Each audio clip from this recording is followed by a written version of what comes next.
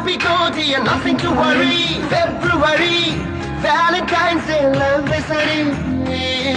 March, April, 1 to early examination. Students ಗೆಲ್ಲ ಒಂದು tension. May, June ನಲ್ಲಿ ಬರೀ holiday vacation. CET, ಜುಲೈಯಲ್ಲಿ ಕನ್ಫ್ಯೂಷನ್. ಅದರಿಂದ ಪಾಲಿಟಿಕ್ಸ್ ಅಲ್ಲಿ ರೆವಲ್ಯೂಷನ್. 8, 9 to 10 to 11 ಮಂತುಗಳಲ್ಲಿ ಹಬ್ಬಗಳ ಸೆಲೆಬ್ರೇಷನ್. ಡಿಸೆಂಬರ್ ಅಲ್ಲಿ ಮತ್ತೆ ನ್ಯೂ ಇಯರ್ಗೆ preparation.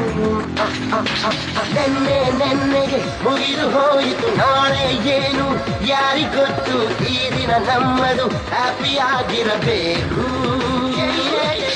Goodbye last year, singing, dancing, ಕಾಲವೇ ಕೈಲಿದೆ.